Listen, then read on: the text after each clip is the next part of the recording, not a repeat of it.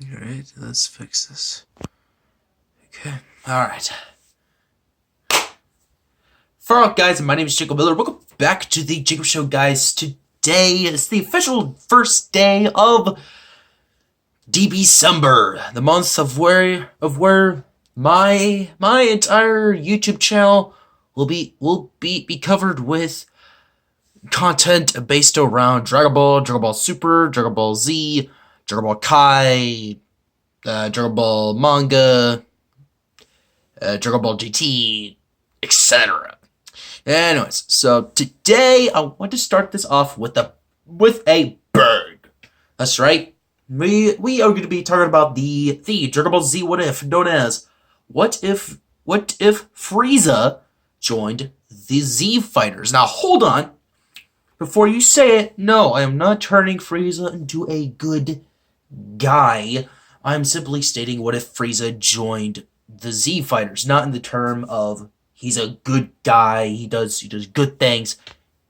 Yeah. My interpretation of good is him not murdering the Z Fighters and stuff. Just joining the Z Fighters, not necessarily turning good, like a 100% U-turn, but just him joining the Z Fighters, because which Frieza does have a lot of potential, not only as a villain, but as a character in most recent forms of Dragon Ball media. So I would like to make this video dedicated to, of course, the Frieza fans, as well as fans of the Dragon Ball Z What Ifs in general. But first, let's go ahead and move on to the rules. Sorry for that blacking out. The computer fell asleep. Number one, no Dragon Ball Z movies. I want to try to stick with the canon source materials for Dragon Ball in terms of this What If. So therefore, there will be no Dragon Ball Z movies, no Dragon Ball Super manga, no Dragon Ball GT, or even Super Dragon Ball Heroes anime / game. We will only be sticking with the main timeline, which so far consists of Dragon Ball Z / Kai, depending on like which one you would prefer, as well as Dragon Ball Super, the anime, and its movie. Those are the only form of canon source material of which we will be driving from. You may see some things from the other Dragon Ball Z movies, but mainly I want to try to stay as canon as possible to not only lead the series and its lore, but to Akira Toriyama's thought process in terms of making the story as it is. So let's begin. Alright, so let's go ahead and begin with the beginning of this What If, which is at the ending of the Frieza saga. So, if you all remember, Super Saiyan Goku gives Frieza some energy and tells him that he can either do good or he could die. And Frieza just stands there, or in this case, floats there, thinking about what to do and what would be a good action. Gohan, Piccolo, and Bulma make their escape, as well as with the Namekians. I want to say after she resurrects all of them for somehow. And this is where this begins to play. Essentially, Frieza's floating there, thinking, and he's like, "You want to wait?"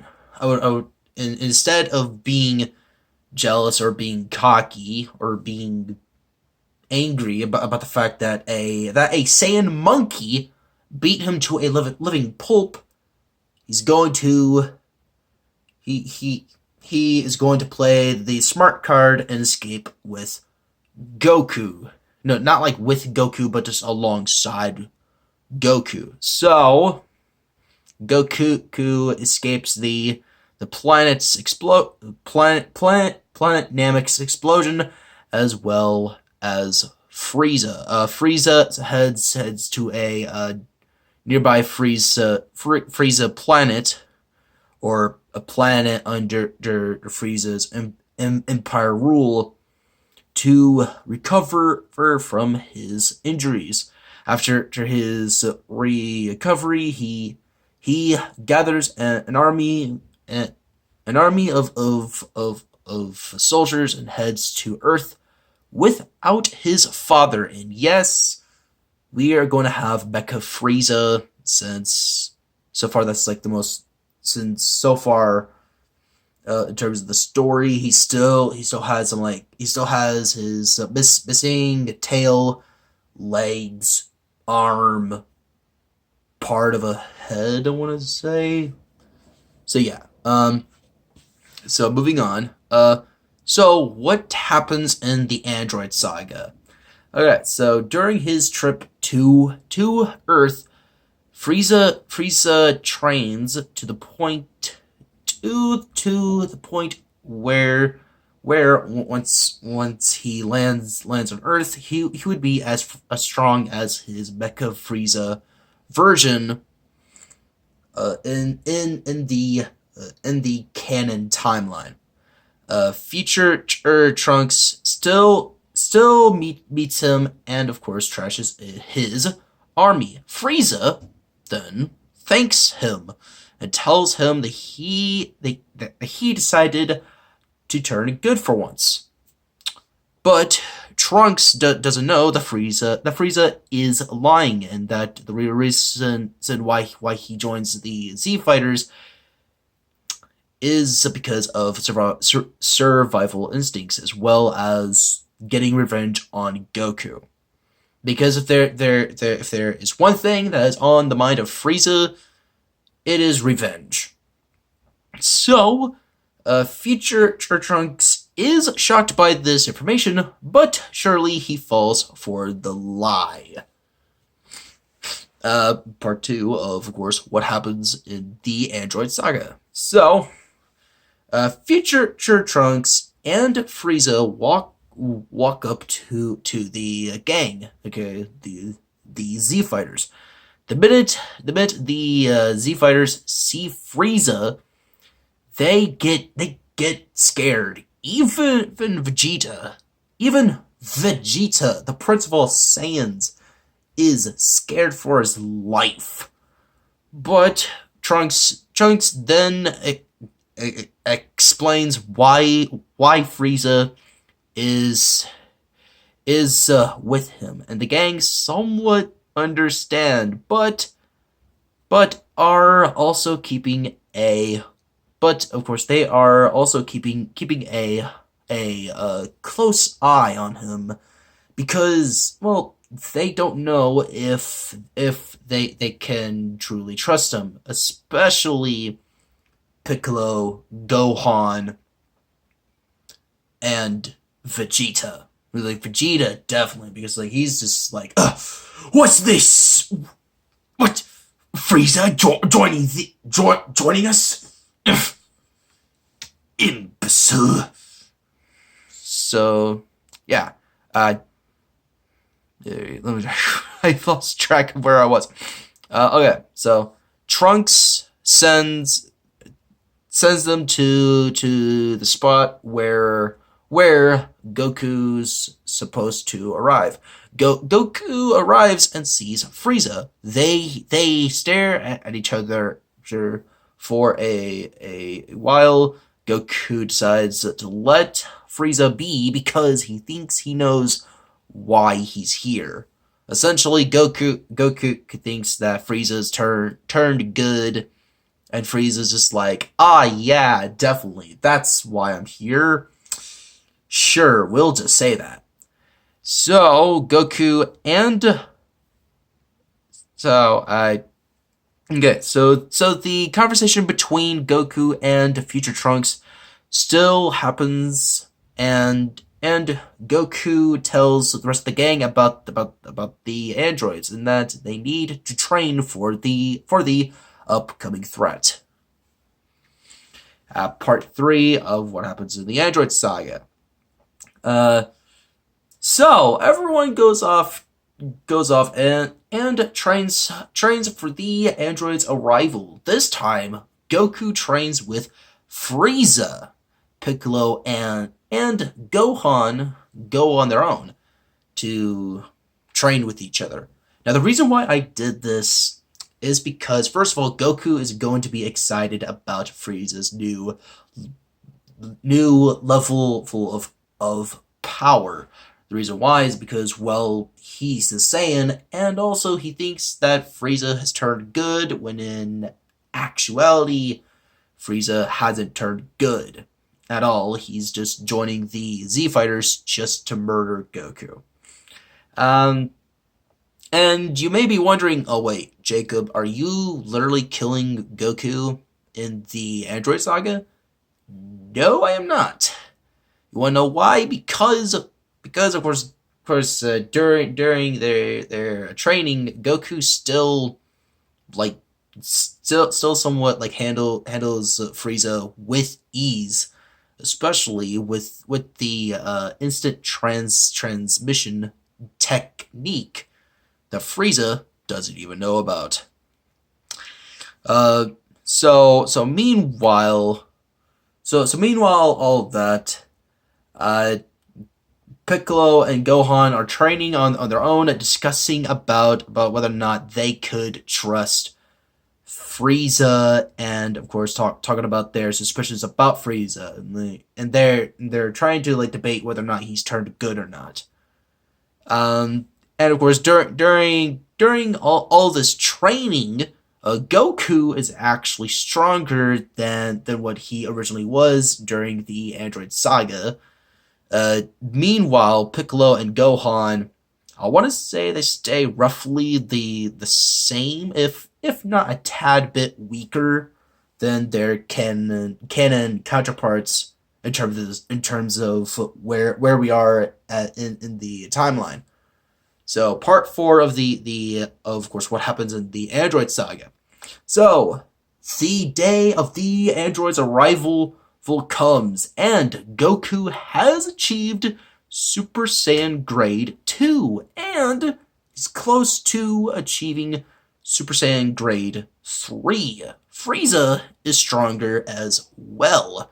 Now, the reason why I had Goku achieve Super Saiyan Grade 2 is because the fact that, well, on the Planet Namek Saga, or the Frieza Saga, depending on how you look at it, Frieza really pushed Goku to not only his limits, but to his breaking point, to the point where Goku achieves Super Saiyan. So a Mecha Frieza, training with a Goku that spent time on planet Yardrat,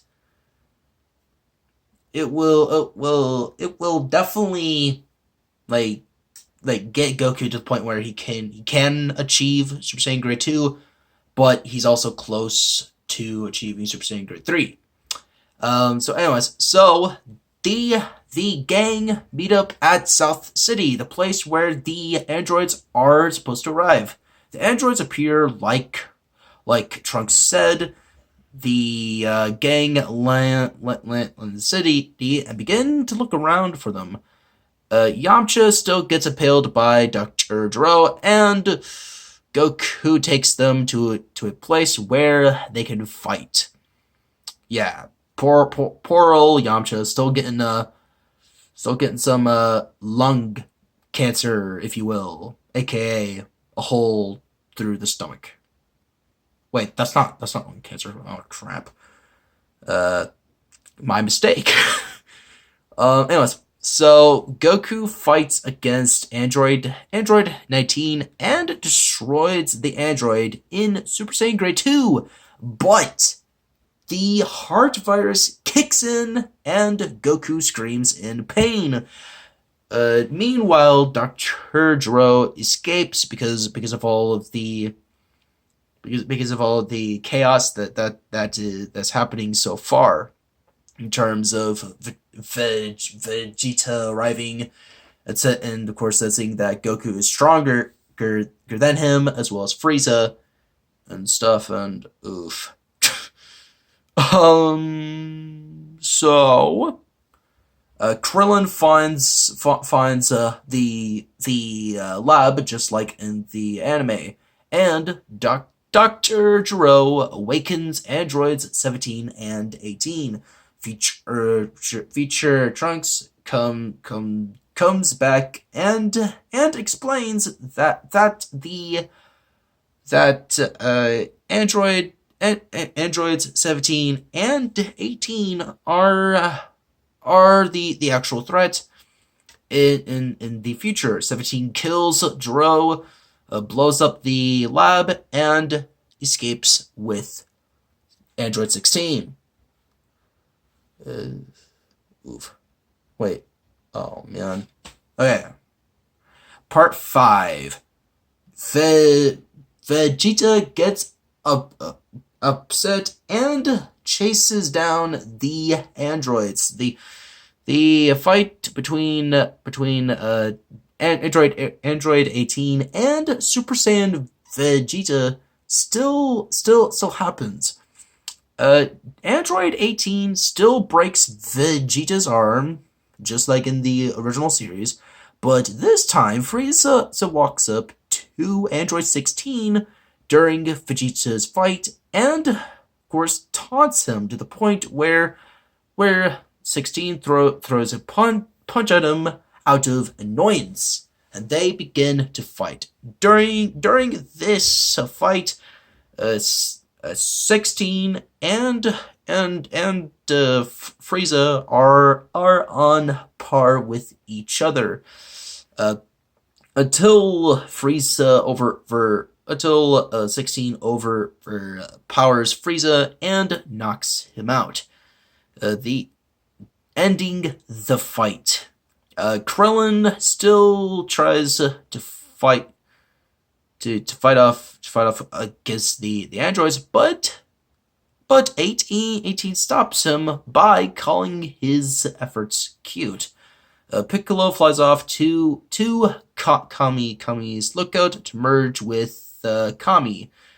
Piccolo merges with Kami and feels a dark presence in a nearby city. He flies towards it and meets Imperfect Cell. And that is where we will be leaving things for right now. So, yeah, there you go. This is part 1 of the What If Frieza joined the Z Fighters. So far, Goku is actually stronger than what he originally was, and of course, 16 actually had his first fight with somebody other than Cell. Finally.